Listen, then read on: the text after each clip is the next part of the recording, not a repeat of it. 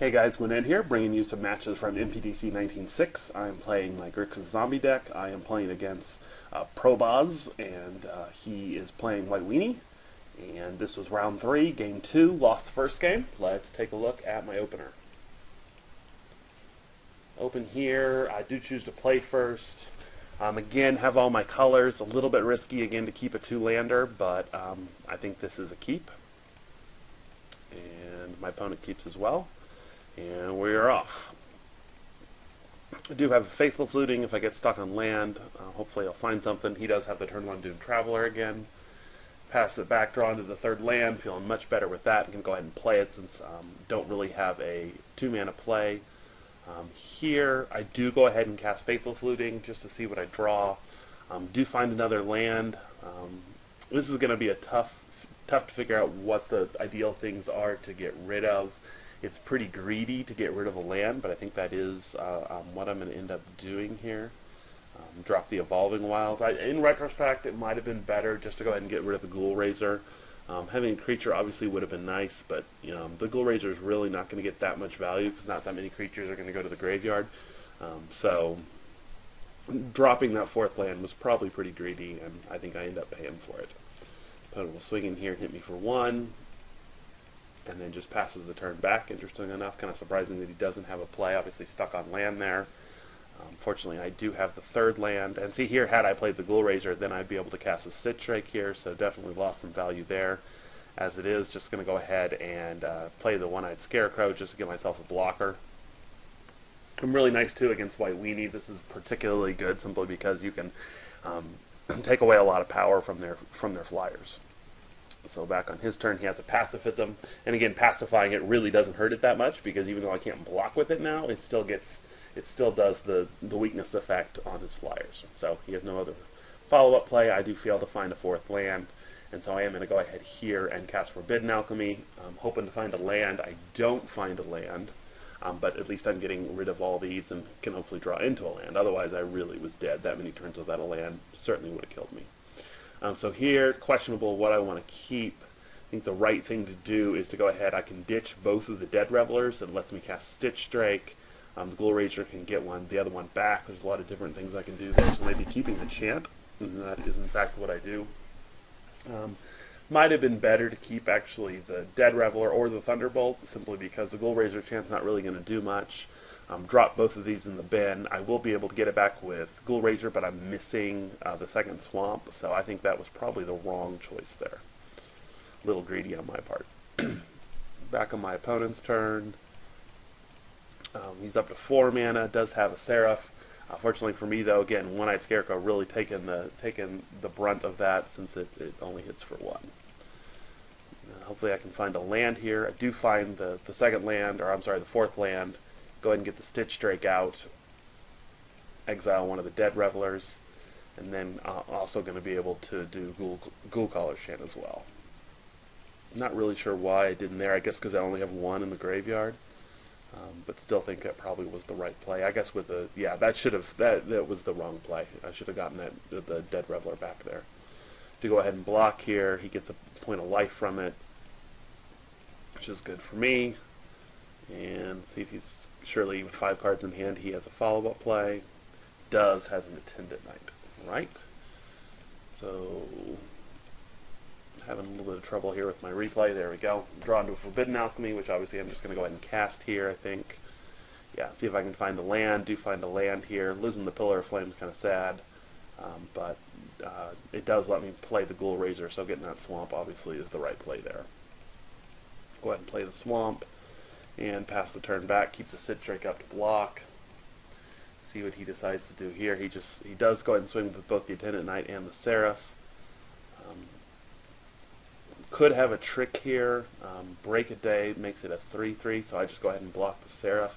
It's questionable. It might have been better to go ahead and block this, but he attacked with it in so freely that I'm going to assume he's got some kind of trick. So I just do that, make sure I keep my Stitch Drake alive, and take 2. He passes the turn back. And now that I've drawn into my 6th land, things are definitely looking a little better. Here, I think I was initially thinking I was going to Fires of Undeath. Go and go ahead and do that to get rid of the Attendant Knight here, see if he's got a play, which he does. He does go ahead and play Break a Day, but it's great that he had to play it on his turn. So even though I don't get a full value out of the fires, I at least force it on his turn instead of mine. And presumably he has another one to pump that again. Anyway, that's my guess. So here I'll just go ahead and play the Ghoul Raiser and get the Dead Reveler back into my hand. Alright, so my opponent's going to go ahead and swing in here with everything. I'm going to go ahead and block the Doom Traveler and block just like that. Again, leaving the Attendant Knight alone, assuming he has another Break a Day in hand, which he does. But this way I don't lose any of my... Well, I go ahead and lose the Ghoul Raiser, but that's not as big a deal. And keep my Stitch Drake alive, and now he should be out of his pump spells. And follows it up with a second Seraph. Now I'm really starting to draw into a lot of land here. I'm going to go ahead and recast the Fires of Undeath to get rid of the Attendant Knight, and then can Ghoul Caller's Chain as well to get back both the Dead Reveler and the Ghoul Raiser. And now I should be able to swing in against the... Yeah, here pretty easy block. I think I go ahead and block the Soldier here. Yeah, I go ahead and block the Soldier to get it off the board. Take 2, dropping me to 8. Drawn to yet another land, definitely getting a little flooded here. I will find an island and go ahead and play both the Dead Reveler. Oh, wow, really tapped my mana wrong there. That was a mistake. I meant to play the Ghoul Raiser first. Do I have any creatures in there? So maybe that's what I was thinking. I beg your pardon. I was actually not going to play the Ghoul Raiser yet. Instead, get the Dead Reveler out. So still don't have any way of blocking the... or killing the Seraphs, but I will be able with the Stitch Drake and Brimstone Volley to take out one of the Seraphs here. So I'll block like that. And then go ahead and Brimstone Volley the one that I hit. Oh, crud. And instead I target the wrong one like a moron and pretty much just punt. So that was definitely a huge punt on my part. I remember being pretty frustrated at myself at this point for making such a boneheaded play. So, yeah, not much I can say about that. I'm obviously going to go ahead and swing in with the Dead Reveler here, but I am definitely in a world of hurt here. Don't have any creatures I can return back. I'm going to be able to play a Forbidden Alchemy at the end of his turn, so hopefully that will help. And he's drawn a lot of land. He has a pacifism for the Stitch Drake, and now it's really looking bad. I'll take 2. He goes up to 27. And is it going to also be able to use Haunted Fengraf to get back his Attendant Knight? Fortunately, he can't play it yet. All right. Oh, and again, I missed the trigger there. Should have flashed back Forbidden Alchemy. So I'm making mistake after mistake. Again, one of the things that I struggle with sometimes is I get so frustrated with myself, and then I, compound that by making yet another mistake. One of the things I definitely need to work on is just keeping a clear head and letting those mistakes go. So here I'm going to go ahead and cast a Forbidden Alchemy that I should have cast at the end of turn. And again, could have tapped my mana differently to be able to cast Highborn Ghoul. Just really not playing well. Now I do, fortunately for me, find the One-Eyed Scarecrow here, which is going to take all the power out of his Angels, which will really be nice. But again, because of the way I tap my mana, I don't have another follow-up play. Swing in for 3, but that's not going to do a lot. So here he's going to drop me down to 3. And just really not playing well at this point. So he'll play the Attendant Knight as well as a War Falcon and pass the turn back. So frankly, I feel pretty fortunate just to be alive. Go ahead and pop that Evolving Wilds, get another Swamp. Play the One-Eyed Scarecrow here, which again is really nice because it takes the power out of all of his flyers now. And can go ahead and play the flashback, another one of my Fires of Undeath, again to try to take out the Attendant Knight. So now he actually, among all his creatures, only has one with any power, which is a huge win for me. Going to use the One-Eyed Scarecrow to block. He has no follow-up play, and suddenly I've actually got a little bit of life. So here we will play the Stitch Drake, as well as the Highborn Ghoul, as well as I'm going to go ahead and flash back the Faithless Looting. Obviously the 2 lands, pretty easy ditch there. Glad I didn't have to draw those.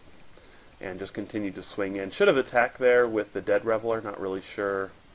Oh, I guess because he can just block it with one of the flyers, so I ended up just holding it back. And with what's in my hand, that makes sense. So wouldn't have actually got it in there with it. So here, he still doesn't have any attacks. He just passes the turn back. Draw into a mountain, which obviously doesn't do anything. I'll go ahead and swing in with a Highborn Ghoul here and begin to slowly chip away at his life. But, 3 to 21, definitely not in a great spot here. I'm going to go ahead and flash back Forbidden Alchemy here. I'll find a pillar, a couple Butcher Ghouls, and a Faithless Looting. Obviously, the Faithless Looting I can cast from the graveyard. The Butcher Ghouls I can cast from the graveyard, so I will take the Pillar of Flame here and go ahead and hold on to it, presumably to use it against the Seraph after my Stitch Drake attack. Find a Highborn Ghoul, which is great. I'm now going to be able to swing in for 4 that he can't block. And I'm going to go ahead and tack in with these two. Presumably he will block, but he does not block here. And so now there's no real reason to play Faithless Looting since I like the 2 cards in my hand. I'm going to go ahead and use Ghoul Rager to get back one of those Butcher Ghouls and cast the Butcher Ghoul. And pass the turn back. Again, has no plays. Draw into yet another Butcher Ghoul. Go ahead and swing in with the team here now. Probably should have attacked with this last turn as well, simply because I have the pillar. He is going to go ahead and do some blocking. So I'm hitting him for 5 here, and now can use the Pillar of Flame to get rid of a Seraph, and go ahead and exile it, which is really nice, and cast a Butcher Ghoul. So basically here, I know I only have so much time before he's able to, pull out one of these Break It Days and be able to hit me for a bunch, so I'm just pretty much trying to race here, go as fast as I can without making any mistakes. He finds Chapelgeist, but again, all it does at this point is block because it's an 0-3, thanks to the 2 One-Eyed Scarecrow. So One-Eyed Scarecrow, man, if you're playing White Weenie, definitely very, very strong. I'm drawn to another Ghoul Razor, which will let me get the Butcher Ghoul back should I want to use it. Obviously here, just going to swing in with these. He's got 1,000,000 blockers, so I guess he only has 1 blocker for this now. Probably should have attacked. It doesn't matter. I guess I could have attacked with both of these, but he's got so many different ways of blocking it that it probably wouldn't have mattered. But with the card in hand, let's see, and I don't have any more... Yeah, without having any more ways of doing damage, yeah, I guess it's kind of marginal whether I should have attacked there or not. Certainly could have attacked in with everything. Let's see, if I'd done that, I would have had 1, 2, 3, 4, 5, 6, 7, 1, 2, 3, 4, 5, 6. Yeah, I probably should have just swung in there. The Soldier I didn't want to hit back. But yeah, I probably had a better attack there and just failed to do it.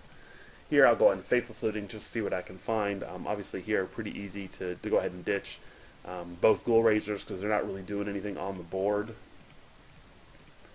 And keeping the Fires of Undeath in hand because I'll get 2 uses out of it. And in fact can use it to go ahead and get rid of that Seraph. He does go ahead and swing in here with everything. Obviously, I'm thinking he's got another Break-A-Day, so I block accordingly, trying to make sure I keep the Stitch Drake alive. Even if he has double Break-A-Day, it's not enough to kill me or kill it. So that's kind of what my thinking is here.